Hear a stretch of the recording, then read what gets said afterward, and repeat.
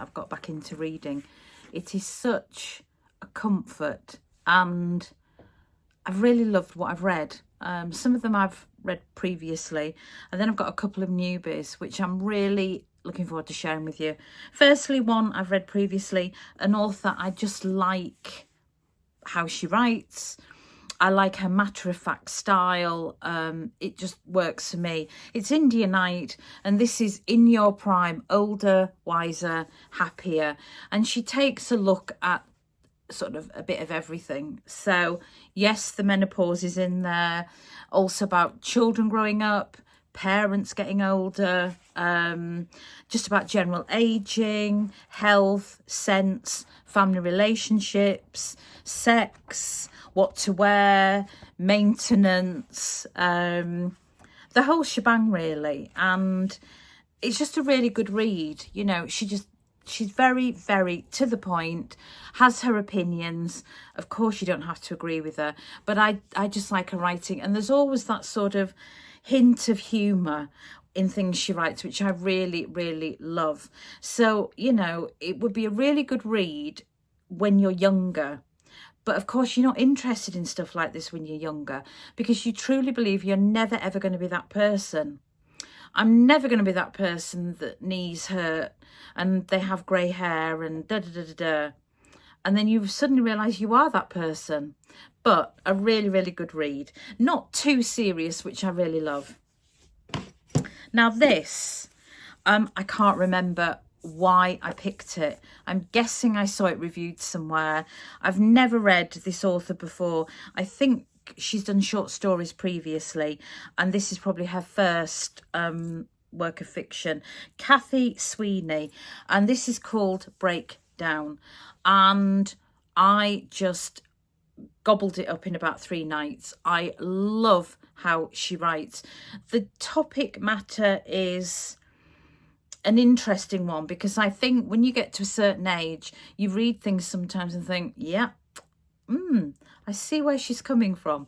So this is a lady, she is married, she's got 2 kids, she's got a job, and one day she just leaves the house and she doesn't go to work, and she doesn't come back home to put the dishes in the dishwasher and iron the clothes and cook the dinner and order the food and everything else. She just goes, and she sort of heads back to her family home. Then she finds somewhere else to live, and she just never actually goes back home. And you sort of look at it in the now, and then it is sometimes in the past, and then she takes you forward to what happens next. But the writing is just, it's just enough in a really lovely way. The way she describes the mood, there's no sentimentality about it. It's realistic, that basically she's just had enough. She's nothing else to give. You learn a lot about her childhood, her teenage years, things that were avoided being talked about. She realises she's done it with her own children, that she's avoided topics. And it's just about being a human and being real. And just one day going, you know what, no, I can't be that person anymore. I don't know, I have nothing else to give. But it's beautifully woven into such a rich story. And as much as you're kind of thinking, wow, you know, gosh, you've walked away, you also kind of think, yeah, you feel for her. You wanted to go back, but you don't want her to go back. You're torn, but it is such a really great story. It's laid out really, really well. And it's not one of these twee, you know, sentimental, as I say, happy ending kind of thing. It's real life, that she makes choices, whether you like them or not. She makes them for her. And that's when you kind of celebrate her, when she's actually thinking of herself. And I know it's a selfish thing, but you kind of realise that she spent so long worrying about others, from being a teenager right the way through, that she's just sort of always tried to please others. And finally, the red light shines and she says, stop, I can't do it anymore. So thoroughly recommend Breakdown. Kathy Sweeney. I did have a look. I can't see anything else she's written other than her short stories. But I'm really hoping there's something coming soon because she's a superb writer. And now this. Oh my goodness. This has me absolutely gripped. Why have I not read this before? I do not know. If you like history, this is for you. Now, Josephine Tay is an author whose name has been wavered around for a long, long time. She died in 1951, but she's a very, very famous writer, particularly good at mystery writing, and she has a police officer in some of her stories. I think about 6 of them, Grant, and he's in this one. This is The Daughter of Time, and let me read the back. In 1995, so bearing in mind that this was published in 1951, she died in 51. In 1995, it was voted number 4 in the top 100 mystery novels of all time, compiled by the Mystery Writers of America. That tells you something. Now, The Daughter of Time, which is a quote about truth being the daughter of time. So, you know, give it time and the truth comes out kind of thing. This is around Richard III. Now, when she wrote this, there was one train of thought about Richard III. Now we kind of have a bit of a thing about Richard III. We're a little bit more knowledgeable, and we kind of understand that Richard III maybe wasn't quite what we thought he was. When this was written, Richard III was a humpback monster who murdered his 2 nephews so he could be king. Simple as that. Absolute monster, a rogue, awful. History was not kind to him. The facts, and this is a fictional story, but it's based on a lot of facts. So a lot of the things in here are true. But the facts are that the Richard III that the humpback monster, is basically what everybody got from Shakespeare. Shakespeare wrote Richard III as this monster, and people took it as truth. Also, the Tudors did their bit to say a lot about Richard III. Now, Richard III was the last of the Plantagenet line, and then we got the Tudors. So Henry VII came in after Richard III at Bosworth. So the Tudors stepped in. So the Tudors couldn't care less about Richard III. Now, what's also interesting is Thomas More, who was a much trusted and much loved advisor of Henry VIII, wrote about Richard III. And everybody felt that this had to be absolutely to the letter. This has to be fact. As it turns out, Thomas More was only about 5 when Richard III came to the throne, and he wasn't on the throne very long. So how on earth could Thomas More know this, other than it being second-hand information? And let's be honest, history is often written by the oppressors. So if you want to make your enemy look bad, you write a bad story about them. The other thing is, in all the things that could be said about Richard III, and Henry VII said a few things, he never, ever brought up the fact that Richard III murdered his nephews. Now, if you wanted to badmouth somebody, surely that would be the thing that you would say. He killed two little children. The idea being that those 2 boys were still alive when Henry VII came to the throne.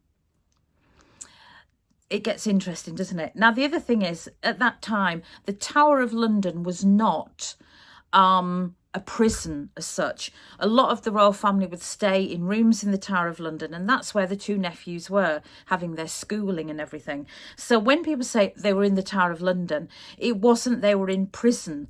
That was just normal practice. It was kind of Henry VIII's time, end of Henry VII, Henry VIII's time, where it became the place of execution and a bad place.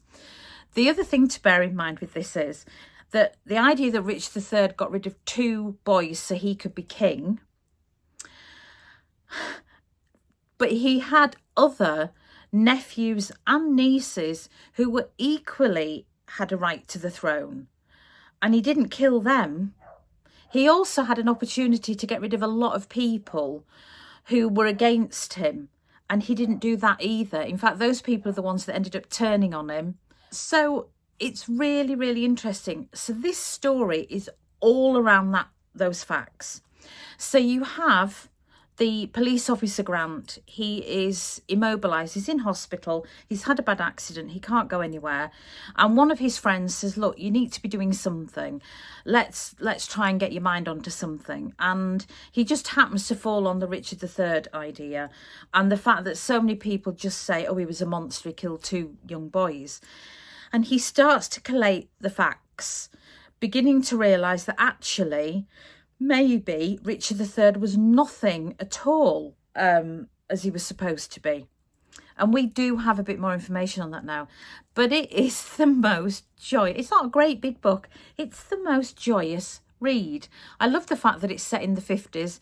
The hospital sounds idyllic. You know, there's a matron and there's a couple of really capable nurses. And they've got a porter and they have telegrams and it's wonderful. But the facts are amazing. And you kind of think... And of course, Shakespeare did a brilliant job of making him an absolute monster. Well, of course, Shakespeare will have been brought up with the stories that the Tudors had. So, you know, what do you believe? Thomas More wrote about Richard III from what he'd heard. And if you've got people who are on the side of the people who want to be on the throne, of course they're going to rip somebody apart. That's what they did back then. I thoroughly, if you love your history, even if you don't, but you think, that's interesting, or you have that sort of the Richard III thing, oh, yes, and you think he was some humped-backed, withered-armed, my kingdom for a horse, this is worth a read. I am savouring it. Literally savouring it because I'm nearly at the end. I could very quickly fall down the rabbit hole of the Richard III stuff. It does fascinate me. It has always frustrated me that he wasn't returned to York, son of York. I don't understand the thinking of that. You know, when his brother died, when Edmund died, he had a service at York in honour of his brother. He was loyal to his brother. This is the other thing. His brother died and his brother said Richard must step in and do this, this, this and this. He was loyal to his brother. There was nothing bad about this man before he came to the throne. There was nothing. He was known as a fair man. You know, he was very well respected. Everything was very positive and suddenly it all changed. And this covers it all and it is outstanding. I can understand why people love it. And what I love is it's not your standard sort of mystery story. It's real, but it's not. But it's so clever. I am, as you can hopefully tell, completely addicted to it. I love it. So Josephine Tay, The Daughter of Time, just have your head opened up and appreciate that probably 90% of history is written by people who want us to believe a certain story. There's another bit in here about the a thing that happened in Wales, and the story was that, you know, these people were massacred, and it was in Churchill's time, before Churchill was Prime Minister, when he was an MP, and these people were massacred and because of their beliefs and da-da-da-da-da. Not true. 4 people were injured and that was it. And, oh, Churchill sent troops in to shut them up and stop them doing this, that and the other. Completely, and it might be an Ireland or Wales, completely untrue. Churchill refused to send troops in because he thought it was appalling. So he sent in plainclothes police to try and help solve the matter. And they did. And there just happened to be 4 people that were injured. Nobody was killed. But yet history would have it that it was a massacre. So a lot of the stories that we read, and there's a lot of these, you know, plinths and statues in Scotland, in Ireland, that say, oh, this battle of this. And actually, when you break it down, not true. It's really interesting. So if you like to sort of be more aware or think, you know what, yeah, I want to know more, read this. It's an absolute joy. I love it. Absolutely love it. Can't say any more than that. And those are my 3 books that I've read. I've got 2 on the go at the moment. I've got 1 to start, and then I'm just nearly at the end of this one. So I've got to decide what I'm going to read. I don't know what I'm going to read. I've got a very, very tall paperback pile, and my hardback pile is getting shorter. So I don't know. I don't know what's next, but we'll see. So yeah, tell me what you're reading. Tell me if you've read this. And if you haven't, why haven't you? And tell me if you've read Hamnet yet. There's so many Hamnet things going around still. And I'll be back soon with more books. Take care.